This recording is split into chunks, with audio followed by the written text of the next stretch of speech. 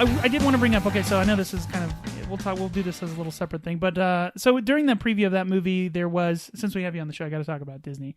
What's up with Are they literally going to live action every Disney movie now? Is that the idea? 7 or 8 in production right now. Yeah, and in the trailer for this movie, they showed the final or the first, or is it like the full? It's the first trailer. It's the first trailer. Full length trailer for Beauty and the Beast, the live action version. The first thing I noticed. Speaking of Harry Potter, what's her name? Oh, Emma Watson. Emma Watson is in. So the first thing I turned to my wife and I was like, they're giving the whole movie away. Like, I guess they assume everyone's watched this movie, because maybe I'm wrong, but I remember as a kid not seeing the Beast in the trailer or not knowing what he looked like until I saw the movie. But I was a kid, so I wasn't like, there wasn't the internet, there wasn't this like.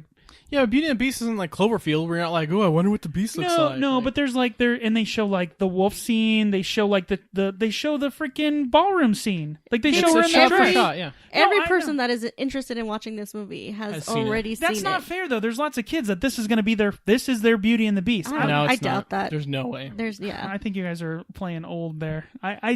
Because this was a book. Beauty and the Beast it's not an original story, is it? It's based off of like a fairy tale, like all Disney movies, right? Yeah, of course, like all Disney movies. But that's my point, is like they even show the yellow bell dress and him in the tails. Because it's iconic. Do you know how much princess stuff there is out there? Everybody knows what the Beast looks like. Everyone knows what Belle looks like. And they compare it to the trailer for the original movie, the animated one. It's almost shot for shot. Shot for shot for the trailer. So the trailer did show that. See, that's why I don't know about that. Did they really do that in the trailer? No, I know. I just, part of me was like, oh wow, you're like, it feels like spoilers.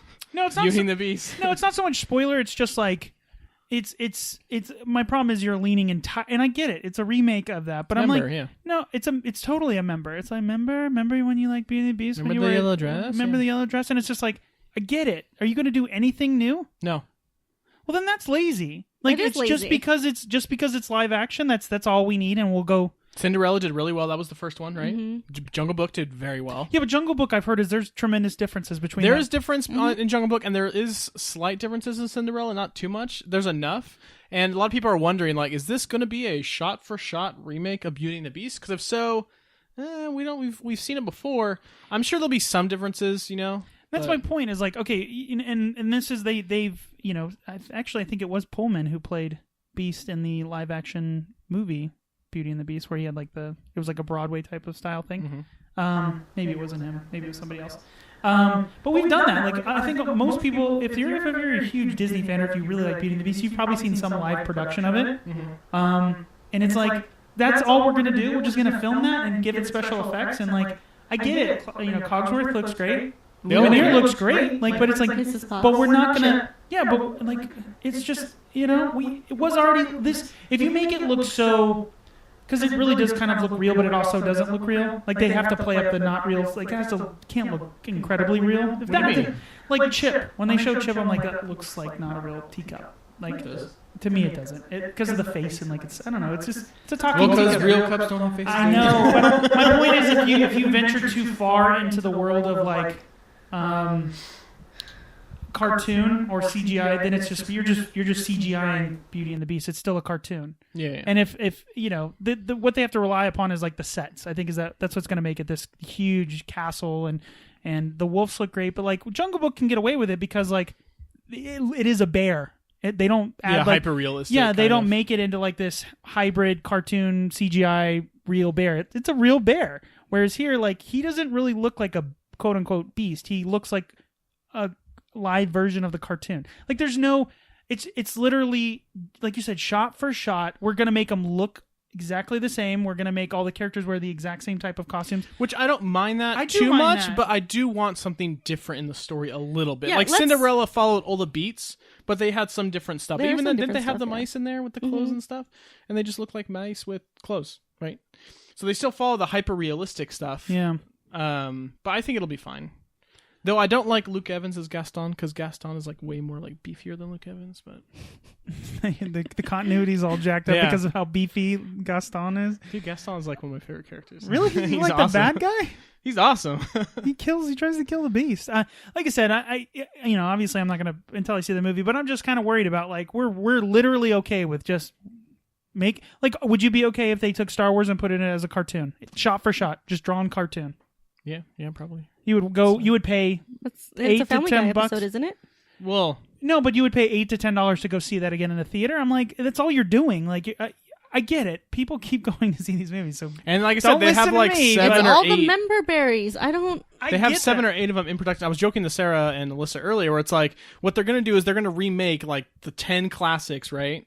And then we're going to get to the point where, oh, now we're doing live action Frozen. Now we're doing live action Zootopia. Like it's all going to like catch up in this ridiculous circle. Yeah, I mean, I guess the point that I'm making is like Disney is just not going to make.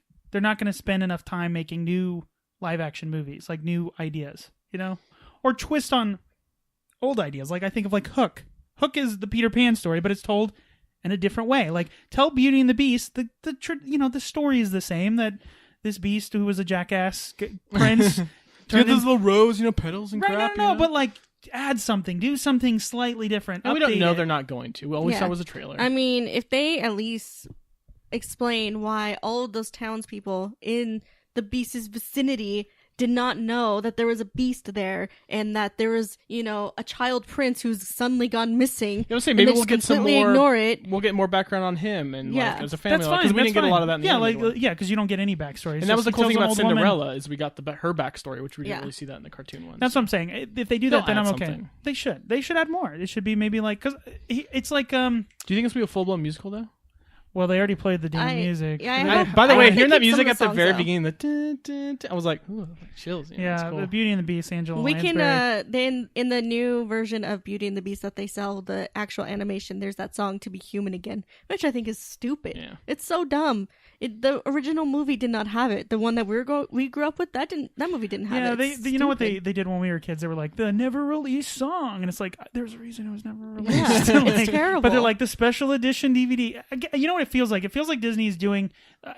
They're doing what they got in trouble for back when they were in trouble back in the early '90s, where they just redo, like I called it raping the parents, right? It's like we're going to put out the movie, then we're going to put out the special movie, then we're going to put out the DVD, then we're going to put out the limited edition special DVD. Diamond edition. Right, and it's like that's what you're doing with your movies. You're just remaking your movies with there's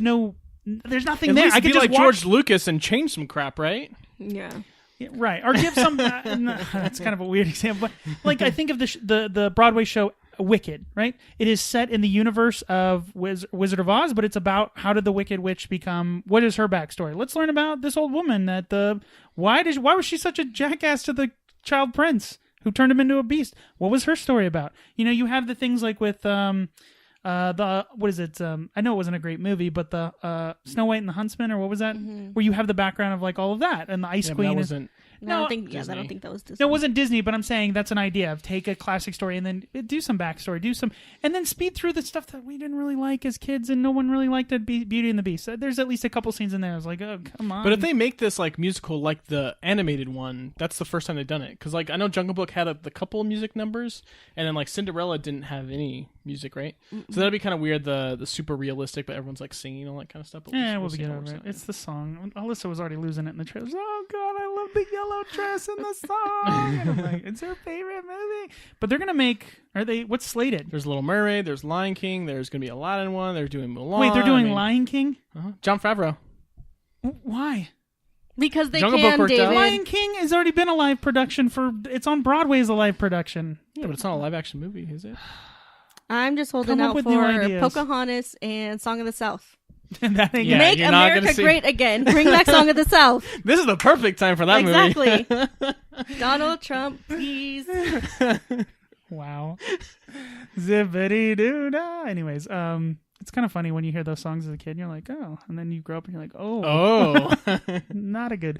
You don't know. You never know. It's just there's just a lot. I'm just worried about Disney just kind of doing the regurgitation just thing. It in. Yeah, don't phone it in because they're killing not. It. They're putting obviously a lot of money into these remakes, and then they're still doing the animated stuff. Like we got Moana next week, So they're still doing stuff. But you're right. I wish that they would spend all of their efforts. Clearly, they're talented. If people didn't go see Cinderella and Jungle Book, then we wouldn't see more remakes. No, I know. I get it, but people want member berries. I get it. Okay.